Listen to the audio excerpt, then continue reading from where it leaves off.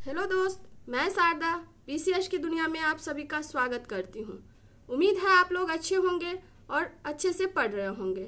हम लोग जो है एडिटोरिया का सेट कर रहे हैं, जिसमें हम लोगों ने सेट 1, सेट 2, सेट 3, सेट 4 कर लिए हैं। सेट 5 का आज टोटल 25 क्वेश्चन करेंगे। साथ ही जो उसका एक्सप्लेनेशन है उसको भी देखेंगे। जैसे कि अभी आप लोग डीएसओ का क्वेश्चन पेपर देखे होंगे, तो उसमें देखे होंगे कि जो करंट वाला पोर्शन है उसको आप थोड़ा स्टैटिक के साथ जोड़ के साथ ही उसको कुछ थोड़ा सा एक्सप्लेनेशन के साथ पढ़ते हैं तो प्रॉब्लम नहीं होगा। हम कोशिश कर रहे हैं कि वैसा ही पढ़ाएं ताकि आप लोगों को जो भी आप पढ़ रहे हो, मेन यही होता है कि कैसे पढ़ा जाए ताकि हम मैक्सिमम स्कोर कर सकें। तो चलिए आज हम लोग स्टार्ट करते हैं, जिसमें मेरा पहला क्वेश्चन है, किस देश ने विश्व का पहला गैर बाइनरी एआई चिप लॉन्च किया? तो यहाँ पे देखिए ये विकसित किया है आपका चाइना ने। तो हम लोग देख लेते हैं कि जो परंपरागत चिप होता है और जो गैर बाइनरी चिप है एआई, उसमें क्या अंतर होता है, गैर बाइनरी चिप आखिर है क्या और इसको चाइना के किस यूनिवर्सिटी के द्वारा विकसित किया गया है। तो मेरा पहला जो क्वेश्चन था कि चाइना के किस यूनिवर्सिटी द्वारा विकसित किया गया, तो ये है बिहांग विश्वविद्यालय द्वारा। दूसरा जो था, इसको और किस नाम से जानते हैं, HSN। HSN का क्या मतलब है, हाइब्रिड स्टोकोकास्टिक नंबर। ये क्या होता है और यह कैसे परंपरागत जो कंप्यूटर है उससे भिन्न है। जैसे आप पढ़ते होंगे जो परंपरागत कंप्यूटर होता है वो बाइनरी सिस्टम पे काम करता है, यानी 0 या 1। बट ये जो है वो हाइब्रिड और स्टोकोकास्टिक नंबर पे काम करेगा। ये हाइब्रिड का क्या फायदा है, स्टोकोकास्टिक का क्या फायदा है और बाइनरी में ऐसी क्या कमियां थी। तो बाइनरी में एक्चुअली सटीक तो था बट ऊर्जा का ज़्यादा यूज़ करता था, बट ये हाइब्रिड जो है कम ऊर्जा का यूज़ करता है, विश्वसनीय है, साथ ही जो स्टोकोकास्टिक है वो ऊर्जा कुशल है। तो बस आप लोग ये याद रखिएगा, बाइनरी और जो गैर बाइनरी है उसमें यही अंतर है। दोनों में सटीकता होती है, बट अगर यूपीएससी टाइप क्वेश्चन पूछ दिया कि जो गैर बाइनरी कंप्यूटर चिप होता है वो ऊर्जा गहन होता है, तो सही बात है। तुलनात्मक रूप से जो परंपरागत कंप्यूटर होते हैं तो मेन इसमें यही था, और वो बाइनरी पे काम करता, ये हाइब्रिड स्टोकोकास्टिक नंबर पे काम करता है। ठीक है, चलिए दूसरा जो हमारा क्वेश्चन है वो है चोलिस्तान रेगिस्तान। निम्नलिखित कथनों पर विचार करें। चोलिस्तान रेगिस्तान पाकिस्तान में स्थित है। दूसरा है यह एक निलंबित नहर परियोजना के कारण चर्चा में था। और इसका जो सेकेंड कथन है कि चोलिस्तान ऐतिहासिक रूप से हकड़ा नदी के द्वारा सिंचित किया जाता था, जिसे 600 ईसा पूर्व आसपास अपना मार्ग बदल लिया। तो ये सब सही है। अब चलिए हम लोग देखते हैं चोलिस्तान रेगिस्तान के बारे में। चोलिस्तान रेगिस्तान जो है एक्चुअली यह थार मरुस्थल जो है, जो विश्व का सबसे बड़ा जनसंख्या वाला मरुस्थल है, उसका ही पार्ट माना जाता है। और यह जो है DNP मतलब डेजर्ट नेशनल पार्क, उसका भी पार्ट माना जाता है, जो कहाँ है, राजस्थान में। तो यह एक्चुअली पाकिस्तान में है और यह हकड़ा नदी के तट पे अवस्थित था, जिससे इसको सिंचाई की सुविधा मिलती थी। था ये रेगिस्तान बट इसको सिंचाई की सुविधा मिलती थी, बट हकड़ा नदी अपना मार्ग बदल लिया था 600 ईसा पूर्व में, तो यहाँ सिंचाई सुविधा मिलना बंद हो गया और यह रेगिस्तान तो था ही, क्योंकि हम लोग अभी पढ़े कि यह थार मरुस्थल का पार्ट था, तो यह मरुस्थल में तब्दील हो गया। अब यहाँ पे देखिए कि मरुस्थल होता क्या है, वैसा स्थान जो शुष्क या अर्धशुष्क हो और जहाँ 25 सेंटीमीटर से कम वर्षा होती है, वैसा क्षेत्र मरुस्थल कहा जाता है। अब थोड़ा ये देखिएगा, जो चोलिस्तान मरुस्थल है वो एक्चुअली हड़प्पा कालीन स्थल है और यहाँ का जीवन कृषि आधारित था। यहाँ पे जो किले भी बनाए गए थे, क्योंकि आप जान ही सकते हैं हड़प्पा कालीन था और व्यापार मार्ग को सुरक्षित करने के लिए यहाँ पे बनाए गए थे वो किले। तो याद रखिएगा मेन हड़प्पा कालीन था। ठीक है, जो हमारा अगला क्वेश्चन है, FAO की अनुवांशिक संसाधन रिपोर्ट 2025 के संबंध में निम्नलिखित कथनों पर विचार करें। दुनिया का 60% कृषि उत्पादन में केवल 9 फसल पर निर्भर है, तो ये गलत है। दूसरा है कि भारत की 85 स्थानीय फसलें विलुप्त होने के खतरे में है, तो ये सही है। तो आप लोगों को बताना है, सॉरी ये उल्टा हो गया, पूछ रहा है असत कशन। देखिए मैं इसलिए इसको बोली कि कई बार क्या होता है ना, हम आवेग में पढ़ते जाते हैं और सत्य और असत्य को नहीं देखते हैं। तो जब भी आप पढ़ें तो सबसे पहले क्या करें कि पूछ क्या रहा है, सत्य पूछ रहा है कि असत्य पूछ रहा है, उसको घेरें। नहीं तो ऐसे में क्या होगा कि आप लोग गलत करके आ जाएंगे। तो इसलिए मैंने इस क्वेश्चन को गलत किया। क्यों? क्योंकि आप लोगों को ये चीज़ ध्यान आकृष्ट कर सकें कि जब भी आप क्वेश्चन पेपर पढ़ें तो सबसे पहले जो सत्य पूछ रहा है कि असत्य, इसको घेरा लगाएं। तो ये क्वेश्चन था क्या कि FAO आनुवांशिक संसाधन रिपोर्ट 2025 से संबंधित निम्न कथनों पर विचार करें, जिसमें पहला है विश्व का 60% कृषि उत्पादन केवल 9 फसलों पर निर्भर है, तो ये सच बात है। दूसरा है भारत का 85% स्थानीय फसलें विलुप्त होने के कगार पे है, तो ये गलत है। स्थानीय फसलें दोस्त कभी भी विलुप्त होने के कगार पे अभी मतलब जनरली नहीं आती हैं। और आप देखेंगे कि हमारे यहाँ मुख्य रूप से खाद्यान्न फसल और कुछ फसल वही ज़्यादा उत्पादन होता है, हमारे यहाँ ही नहीं बल्कि विश्व में भी।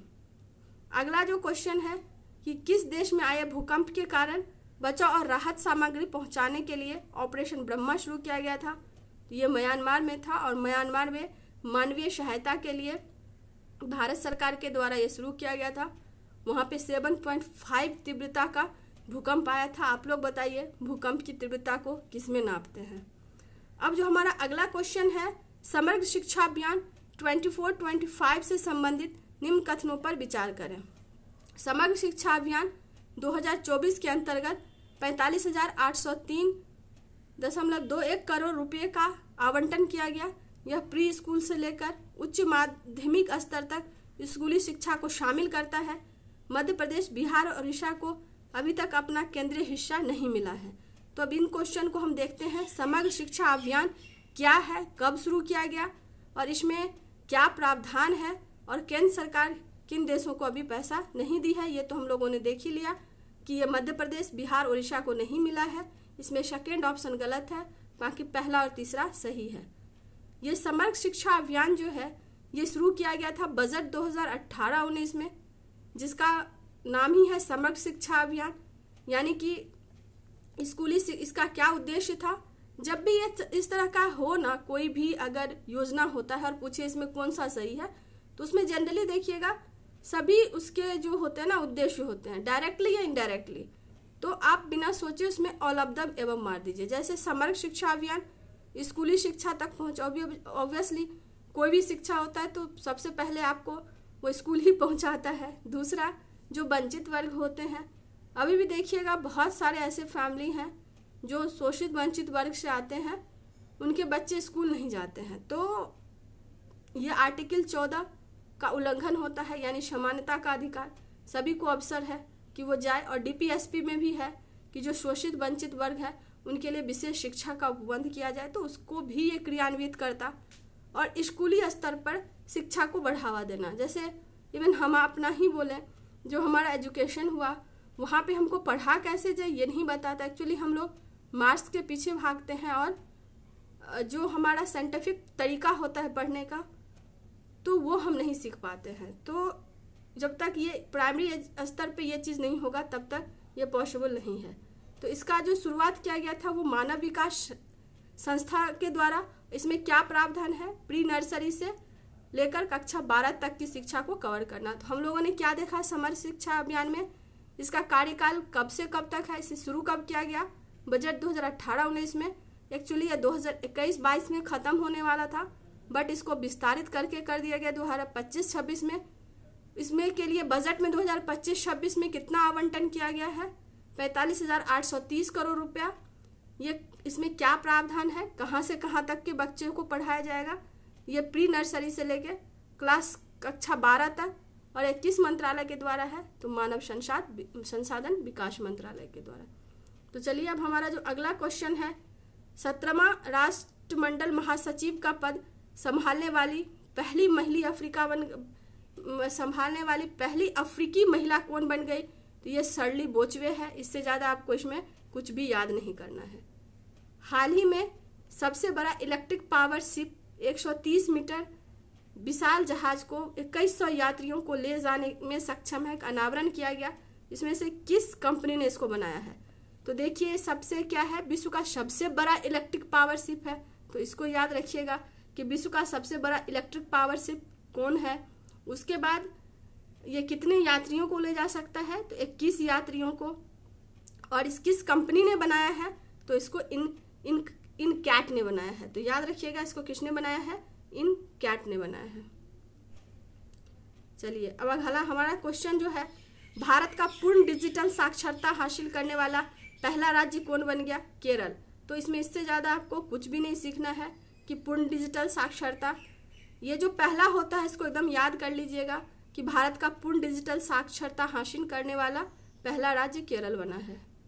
जो अगला क्वेश्चन है, विश्व का सबसे ऊंचा रेलवे आर्क ब्रिज संबंधित निम्न कथनों पर विचार करें। यह ब्रिज, अब देखिए सबसे पहला इसमें आप क्या सीख सकते हैं, यह ब्रिज कहाँ पे बनाया गया है? जम्मू कश्मीर में। किस नदी के तट पर? अच्छा, इसमें बोला है कि बक्कल गांव नदी तट से इसकी ऊंचाई इतना मीटर पर है, यह पुल इतना लंबा है, ठीक है, 2 किलोमीटर लंबा है। तो इसमें कौन सा कथन असत्य पूछ रहा है, यानी बोल रहा है कि कौन सा कथन असत्य है? तो इसमें ये जो तट है ये भी गलत है और ये 2 किलोमीटर लंबा ये भी गलत है। बट ये सही है कि कहाँ पे है? जम्मू कश्मीर में। तो हम लोग ये विश्व का सबसे ऊंचा रेलवे आर्क ब्रिज को देख लेते हैं पूरा, क्योंकि एग्जाम के पॉइंट ऑफ व्यू से बहुत ही इम्पोर्टेंट है। ये किस नदी पे बनाया गया है? चिनाब नदी पे पहला। दूसरा ये किस राज्य में है? यह यूटीज है, एक्चुअली राज्य नहीं है, जम्मू कश्मीर में। एक्चुअली ये इसको मंजूरी प्रदान की गई थी 2003 में ही अटल बिहारी वाजपेयी के टाइम में। खैर वो उतना इम्पोर्टेंट नहीं है। इसकी ऊंचाई 359 मीटर है, इसकी कुल लंबाई 1315 मीटर है। यह किस रेलवे लिंक ब्रिज के अंतर्गत आता है? तो ये आता है उधमपुर बारमूला रेलवे लिंक के पार्ट है। इसका उद्घाटन किसने किया? प्रधानमंत्री मोदी जी ने। कब किया? 6 जून 2025 को। और ये जो ब्रिज है उसका निर्माण किसने किया है? तो इसको 3 संस्था ने मिलकर किया है। पहला DRDO, दूसरा IIT और तीसरा कोंकणी रेलवे कॉरपोरेशन। अभी आपको पता होगा जो कोंकणी रेलवे ऑपरेशन है इसका विलय कर दिया जाएगा भारतीय रेलवे में, लेकिन फिलहाल जो इसको बनाया था उसी को ने बनाया था। तो इसमें हम लोगों ने क्या देखा? विश्व के सबसे बड़ा रेलवे आर्क ब्रिज किस नदी पे है? चिनाब नदी पे। किस यूटी में है? जम्मू कश्मीर में। तो ऊंचाई कितनी है? 359। कुल लंबाई कितनी है? 1315। यह किस रेल लिंक का पार्ट है? उधमपुर बारमूला। उद्घाटन किसने किया? मोदी जी ने। कब किया? 6 जून को। इसका निर्माण किसने किया? 3 संस्था ने। कौन कौन सा? 3 institute actually, Konkan railway, IIT और DRDO। इसमें एक IIT नहीं था, बहुत सारा था, तो इसलिए। और इसी के साथ एक और उद्घाटन किया गया जो भी भारत का पहला है, तो इसलिए इम्पोर्टेंट हो जाता है। भारत का पहला केबल स्टे रेल ब्रिज ये किस नदी पे है? अंजी ब्रिज पे। अंजी किसकी सहायक है? चिनाब की सहायक नदी है, ये भी जम्मू कश्मीर में है। अब चिनाब नदी के बारे में देख लीजिए। चिनाब नदी जो है 2 धारा से मिलकर बनती है, चंद्र और भागा। ये तांडी के पास हिमाचल प्रदेश में मिल जाती है, तब इसको चंद्रभागा कहते हैं। और ये भारत में चिनाब यही कहलाती है।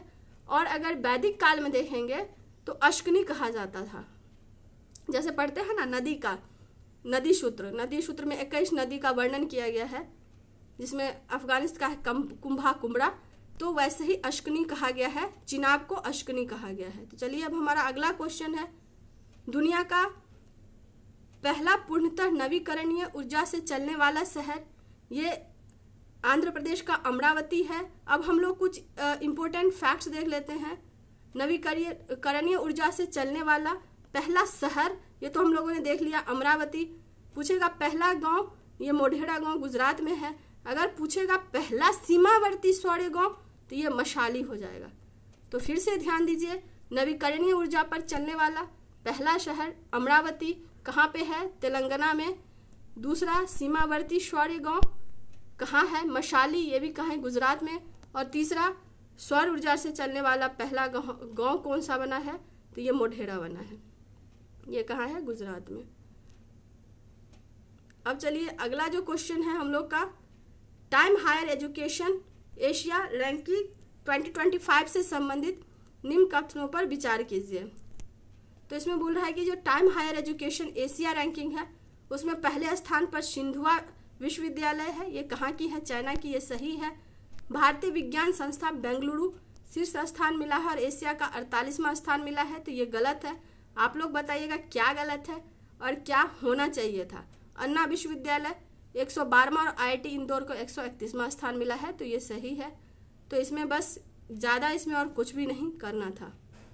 निम्नलिखित में से कौन सा त्योहार असमिया नव वर्ष का प्रतीक है?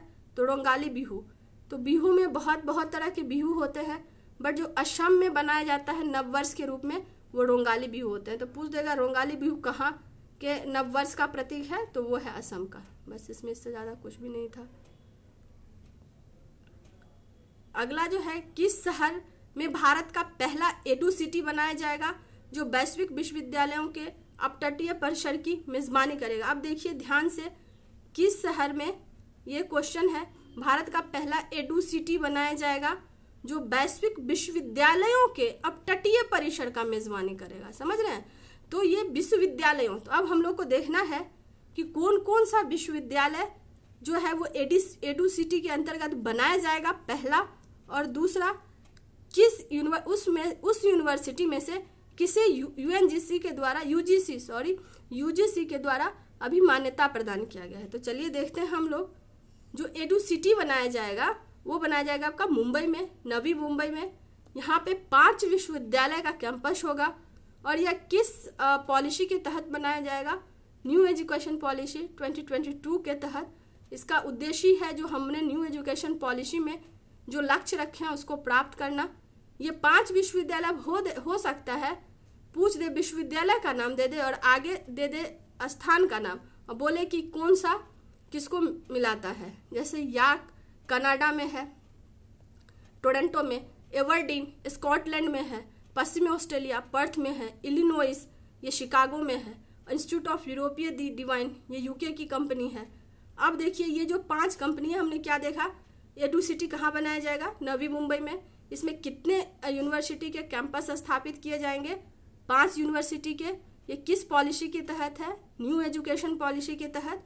5 यूनिवर्सिटी का नाम क्या है? यार्क, एवर्डीन, पश्चिम ऑस्ट्रेलिया, इलिनॉइस और इंस्टीट्यूट ऑफ यूरोपीय डी डिज़ाइन।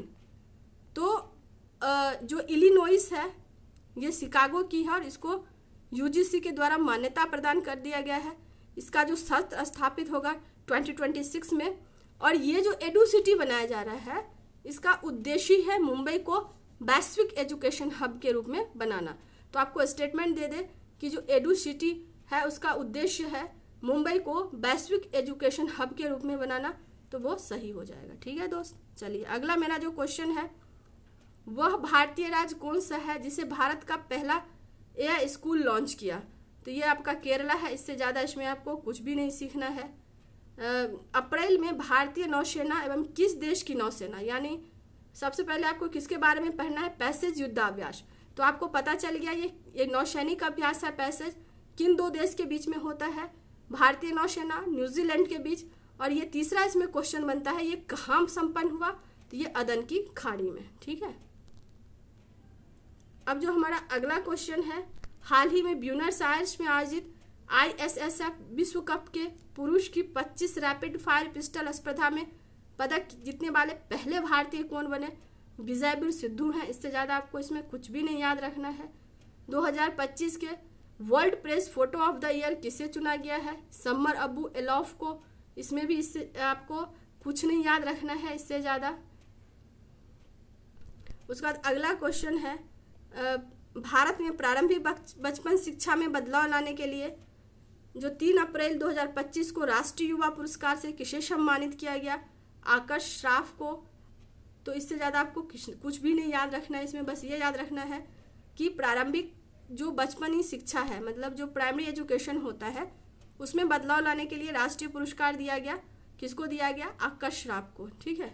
किस देश ने गंभीर जल संकट, अब ये क्वेश्चन बहुत ही इंपॉर्टेंट है। इवन आप ऐसे में भी इस तरह के जो टॉपिक होते हैं, यानी ये जो एग्जाम्पल के तौर पे आप लिख सकते हैं किस देश ने गंभीर जल संकट दूर करने के लिए वाटर हाईवे बनाया? ठीक है, तो ये मोरक्को है। अब पूछ देगा कि ये किस नदी पे बनाया, तो ये सेवी नदी पे बनाया। मोरक्को कहाँ है बताइए? ये उत्तरी अफ्रीका का एक शहर है। इसकी राजधानी कहाँ है? रवात है। तो ये सब आप लोग थोड़ा सा देखते चलिएगा तो बहुत ज़्यादा नहीं वो होगा। मोरक्को का एक बहुत ही शहर है कासाब्लांका, और मराकेश आप लोग जानते हैं, मराकेश संधि किसके लिए हुआ था बताइएगा आप लोग। इसकी राजधानी याद रखिएगा, हो सकता है राजधानी पूछ दे। चलिए अगला जो क्वेश्चन है, दुनिया के किस शहर में मानव रोबोट हाफ मैराथन का आयोजन किया गया? मानव रोबोट हाफ मैराथन, समझ रहे हैं, रोबोट भी का भी मैराथन चल रहा है। तो ये कहाँ पे किया गया? बीजिंग में। ये सब काम बीजिंग ही करता है। अगला जो है, भारत का पहला क्वांटम कंप्यूटिंग गांव किसको बनाया गया है? ये है आपका, इसमें ऑप्शन दिया है कर्नाटक के मैसूर में, तो ये गलत है। ये आंध्र प्रदेश के अमरावती में बनाया गया है। इसका विकास इन्फोसिस करेगा, तो ये भी गलत है। इसका विकास जो है टाटा कंसल्टेंसी और लार्सन एंड टुब्रो करेगा। और जो ये क्वांटम कंप्यूटिंग गांव होता है, उसका उद्देश्य होता है रियल टाइम में गवर्नेंस को प्रदान करना। तो ये बहुत अच्छे से देखिएगा, भारत का पहला कंप्यूटिंग गांव। तो इसमें पहला क्वेश्चन तो यही है कि भारत का पहला कंप्यूटिंग गांव कौन है? आंध्र प्रदेश की अमरावती। और इसमें दूसरा क्वेश्चन लिटरली बहुत अच्छा ये क्वेश्चन फ्रेम किया है कि दूसरा जो है इसको कौन विकसित करेगा? तो ये करेगा टाटा कंसल्टेंसी और लार्सन एंड टुब्रो। अगला जो हमारा क्वेश्चन है, निसार के बारे में पूछा है, तो निसार के बारे में देख लीजिए। निसार क्या है? निसार जो है एक संयुक्त परियोजना है, किसका? इसरो और नासा का। और यह जो है पहला नासा और इसरो का पहला संयुक्त अभ्यास है, समझ रहे हैं? ये किसका संयुक्त परियोजना है? इसरो और नासा का। और ये नासा और इसरो का पहला संयुक्ताभ्यास है। निसार है क्या? यह एक सिंथेटिक अपर्चर रडार है। इसको किस प्रक्षेपण यान से प्रक्षेपित किया जाएगा? GSLV। ये सारा पॉइंट इंपॉर्टेंट है। GSLV इसको किस उससे प्रक्षेपित किया जाएगा? GSLV F-56 से। ये क्या है? सिंथेटिक अपर्चर रडार है। और ये संयुक्त परियोजना है किसका? इसरो और नासा का। और यह पहला परियोजना है। इसको किस ऑर्बिट में प्रक्षेपित किया जाएगा? सिंक्रोनस ऑर्बिट से। इसको कहाँ से प्रक्षेपित किया गया? सतीश धवन अंतरिक्ष केंद्र श्रीहरिकोटा से। तो निसार के बारे में फिर से एक बार हम लोग देख लेते हैं, क्योंकि बहुत ही इंपॉर्टेंट है। यह संयुक्त परियोजना है किसकी? इसरो और नासा की, पहला। दूसरा ये क्या है? यह सिंथेटिक अपर्चर रडार है। तीसरा, इसको किस प्रक्षेपण यान से प्रक्षेपित किया गया? GSLV F-56। आप लोग कंफ्यूज मत होइएगा। जनरली GSLV से जो कम्युनिकेशन सैटेलाइट होता है, यानी संचार उपग्रह, उसको प्रक्षेपित करते हैं। बट ये निसार को प्रक्षेपित किया गया है सन सिंक्रोनस में। बट किससे किया गया है? GSLV F-56 से। इसको कहाँ से प्रक्षेपित किया गया? उसमें ऑप्शन में था किससे 2026 में प्रक्षेपित किया जाएगा, तो वो गलत था। वो 2026 में नहीं बल्कि उसको जुलाई 2025 में प्रक्षेपित किया जा चुका है। यह सतीश धवन अंतरिक्ष केंद्र श्रीहरिकोटा से इसको प्रक्षेपित किया गया है। और ऑर्बिट तो हम लोगों ने देख ही लिया, सन सिंक्रोनस ऑर्बिट। तो ये आज के टोटल 25 क्वेश्चन थे। उम्मीद है आपको ये अच्छा लग रहा होगा। प्लीज़ अच्छा लग रहा हो तो मेरे वीडियो को लाइक कर दीजिए, और मेरे वीडियो को लाइक कर दीजिए। प्लीज़ प्लीज़ प्लीज़ मेरे चैनल को प्लीज़ सब्सक्राइब कर दीजिए, ताकि हमको भी अच्छा लगता रहे और हम भी जो है वो कंटेंट बनाने में जो आप लोगों के लिए मेहनत करते हैं उसमें हमको मन लगे। और अगर मेरा ये PDF लेना हो तो हम लिंक दे देते हैं डिस्क्रिप्शन में, तो वहाँ से आप ज्वाइन कर सकते हैं।